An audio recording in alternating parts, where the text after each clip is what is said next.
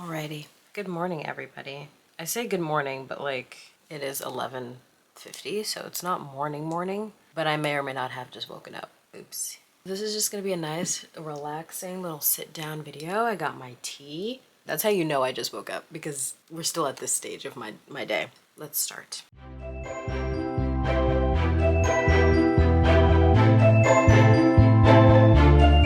Hello everyone, welcome back to my booktube channel. Today's video is going to be, like I said in my little intro, a very relaxing, well maybe not relaxing, but like, I don't know if I'm a relaxing person, but a very low-key kind of video. There's not going to be any crazy recommendations, there's not going to be any crazy question answering or anything like that. Today's video is just going to be a little unhaul. From my collection, from my book collection, I put aside all of the books that I wanted to get rid of because of whatever reasons. I have yet to really hate a book to the point where I want to get rid of it, so nothing like that. These are all just books that I've had on my shelves for months, if not years, that I just know I'm never gonna read, so I'd much rather like sell them or donate them or give them away so that someone else can read them. You know what I mean? All of these books are gonna be listed on my Pango. My Pango account is I have a link tree. It's in my link tree. So if you want to shop these books and get them, or honestly, if you just like reach out to me on Instagram or on TikTok and you're comfortable with like sending me your mailing address, I will send you these books, because I really don't care who they go to or if I make money off of it. I don't care if I make money off of it. I just low-key really want to get rid of these books because, like I said, they're taking up space on my shelves and I just don't want them. That's what we're going to talk about today. All of the books that I'm getting rid of and why I'm getting rid of them. So, starting off strong, we are going to start with Flock and Exodus by Kate Stewart. These are the first two books in the Ravenhood trilogy. I got this series, or I started my buy of this trilogy when the series first started popping off in like quarantine, like 2020 time. And I just never got around to reading it, especially because I never got all of them. I remember, I think when my fiance and I first started dating, he got me Exodus. I was just like, thank you so much for getting me this book. I love it, but you got me the second book in a trilogy rather than the first one. So I wasn't like necessarily complaining, I just thought it was kind of funny. So I obviously couldn't read it. And then eventually I got Flock. But then I was just like, okay, I still feel like I can't read it because I still don't have the last one. I couldn't even tell you when I got Flock. Here's how you know the time difference. Because this one, Exodus, is indie published. Because it's literally just says Ravenhood trilogy. Or it just says The Ravenhood on here. And this one is traditionally published. So that kind of tells you the time frame between when I got this book and when I got this one. And then I never ended up getting the last one. And then by that time, the hype had died down for this trilogy. And like my own drive and urge to read this trilogy kind of went out the window. And I just don't want them anymore. Zero part of me is going to pick up this trilogy and read it. I swear to you, I've never even like opened this book. I've never opened either of these books to like skim through them. Never. I don't know what this trilogy is about. I've never read the back.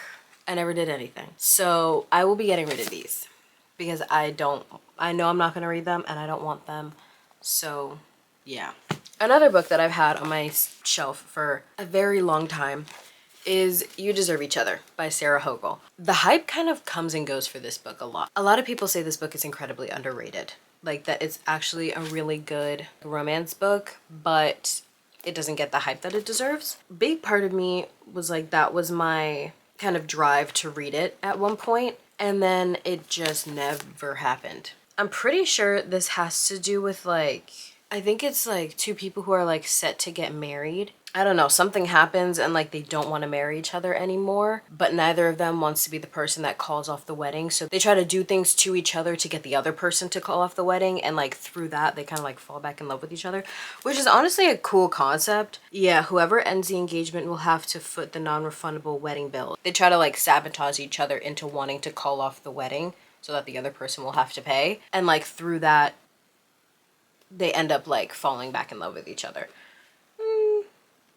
Low-key, I actually might keep this because that sounds kind of like, that sounds cute.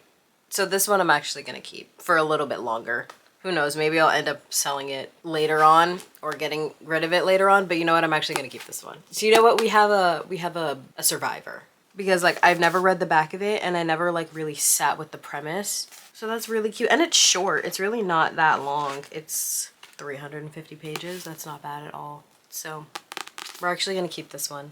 Maybe I'm a liar. Anyway, moving on to books that the rest of these are actually surefire. I'm getting rid of them. Next one is Hate Mail by Donna Marchetti.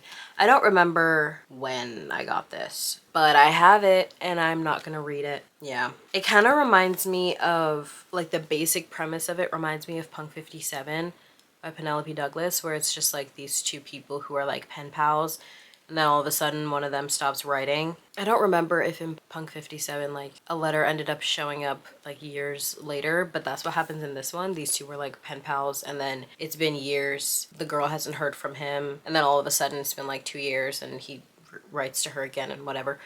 Yeah, I don't know. I could enjoy it if I actually picked it up to read it, but I just don't want to. I don't want to pick it up. I don't want to read it. I'd rather it go to someone who does. Hate Mail. Next up is Out on a Limb by Hannah Bonham Young. This is probably the newest addition to these books that I have that I'm not gonna read. I think I got this book last like February or something like that, I want to say. I think I might have put it on a TBR and I just still never got around to reading it. With how my taste has evolved and how much I've fallen more and more in love with dark romance and like angsty books and a love letter to whiskeys and the Addicted Calloway, the Boys of Tommen, at least in terms of contemporary romance, that's what I've fallen in love with. And then obviously there's like dark romance is like my bread and butter, we all know this. So this just doesn't feel like it really fits my taste. I am not a really big like cutesy contemporary romance person, which is why I say the Boys of Tommen's, the Love Letter to Whiskeys, the Addicted Callaways of all of it. Super cutesy contemporary romance is really not where I thrive. Like I've said in a couple videos, sports romance is kind of as cutesy as I would get in terms of contemporary romance, but this is just like, this is an accidental pregnancy book. And I'm pretty sure the only accidental pregnancy book that I've ever read was The Goal by Elle Kennedy, the 4th book in Off Campus. And even that one wasn't my favorite. I just love Off Campus, so that's why I love that book, because I love the series. But in terms of accidental pregnancy, that book did it right. And apparently a lot of people say that for this as well. Even still, knowing that this is like what's considered a good accidental pregnancy book, I still don't want to read it. It's just not really my taste. And I read The Goal by Elle Kennedy literally my freshman year of college. Before my freshman year of college. I read that book in 2022, I want to say, which was like the very start of my reading journey. I was reading Off Campus. I can't really say for a fact that I wouldn't enjoy it because I don't know. I just don't really want to read it. And it literally, all of these books are brand freaking new. I bought them, put them on my shelves, and then never touched them again. So you don't have to worry about creasing. And if I do end up like, regardless of whether I send these books to someone or someone buys them from me, I always package everything very nicely. So Out on a Limb. The last 5 books are the ones that I'm just like so dead set on. There's just like no changing my mind on whether or not I will keep these books. I'm not keeping them because zero part of me wants to read them. And I just know deep down, I'm just never gonna pick them up.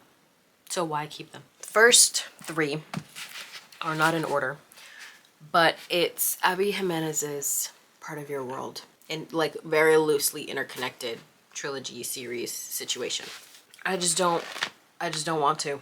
Not a single part of me wants to read these. Like I said, I've just grown more and more in tune with my taste, and these are just, I know they're just truly not for me. Yeah, Just for the Summer, Part of Your World, and Yours Truly by Abby Jimenez. These will be going to a new home because I'm not reading them. I don't know what any of these are about. The only one that I kind of know what it's about is Just for the Summer because that one came out the most recently. It's another cool concept, but I know I'm not gonna read it. I'm pretty sure this one is basically about like this girl and this guy who have like, or this girl, we'll start with that. She has terrible luck with when it comes to dating because every single time like she gets broken up with, the person that broke up with her like ends up finding the love of their life right after her. So she's always like the one before the one. So she goes on like Reddit or something like that and like starts complaining and, you know, telling her life story. And this guy is like, oh my God, me too.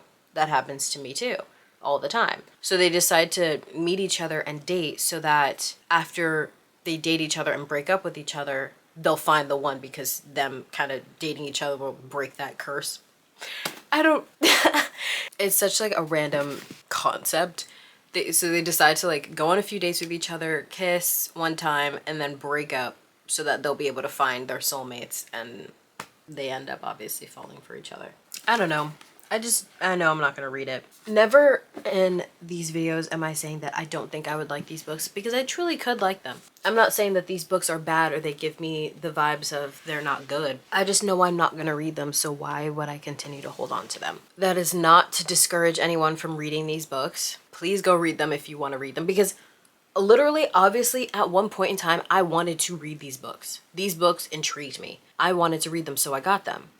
And now that intrigue has come and gone, and now I don't want to read them. So don't ever let me giving something away or not wanting to read something or saying something was bad deter you from reading the book. If you want to read the book, read whatever you want. I feel something in my nose ring. Ugh, it's so hard to like scratch your nose when you have any sort of nose ring. I'm pretty sure it sucks too if you have a nostril piercing, but especially with a septum ring, because it always looks like you're picking your nose. Anyway, last but not least, these are the last two books that I'm going to talk about. They're probably the ones that are going to get me the most slack. Beach Read and People We Meet on Vacation by Emily Henry. The People We Meet on Vacation movie just came out, so maybe I'll watch the movie. I take movie and show adaptations from books with the tiniest grain of salt. I think of book to movie, book to show adaptations almost as like a whole like separate thing. Because I know for a fact that there's just going to be some things from the book that they're not going to put in the show, some things from the book that they're not going to put in the movie, whether that's for budgeting, for timing, for whatever, for the flow of the movie, for the flow of the show. There are just some things that are not going to be included, and there's going to be some random things that are added in. So I treat the media adaptation of whatever book it is based on as like a whole separate thing. So a lot of people said that with the People We Meet on Vacation movie, that it was very similar to the book, but if you go into it hoping, dying, praying, wishing for it to be exactly like the book, you're not going to get that, and you're not going to enjoy it as much. But I didn't read the book. I've never read the book. I will never read the book, so maybe I'll enjoy the movie and I'll finally know what this is about. I don't know what this is about. So she says to convince her best friend to take one more vacation together, lay everything on the table, and make it right. Miraculously, he agrees. Okay, so maybe I'll watch the movie, because I know I'm not going to read the book. So yeah, I will never read Emily Henry. I just don't think Emily Henry's truly for me, just based off of vibes. Not to say that her books are bad, or they seem like whatever. I just don't think that it's going to fit into my taste. I don't know what Beach Read is about either. Oh, I'm pretty sure like, oh yeah, they're both like writers, but they write completely different genres, and they decide to like switch genres. So that's kind of cute. But maybe years ago, when my taste was first rounding itself, I would have picked this up. I would have actually picked it up and enjoyed it. But I'm where I'm at right now, and this just doesn't scream to me as something that I want to pick up and read. And that's okay. You win some, you lose some, and I lost with all of these. So we have one survivor of this video. So this one I will put back on my shelf, and maybe I'll fucking read it. But as of this very second, I'm reading like 3 books, so it definitely will not get done by me right now. These are all of the books that I will be getting rid of, whether on my pango or I'll just give them to people. I don't really care. If any of these books scream to you, you want to read them, then let me know, or buy them from me. Take a screenshot. Yeah, that's it. That's all for today's video. That's all I really wanted to do, was just put this all out on the table, because I'm tired of holding on to these books and having these books that I'm not gonna read, and I know I'm not gonna read them. I hope you guys enjoyed this video. I hope you have an amazing day, or night, or afternoon, or whatever time of day it is where you are. It is 12:19 for me. I've been filming for 30 minutes. This is probably the shortest video I've filmed in so long. So I'm very happy about that. I'm not gonna yap too much longer. I love you all so much.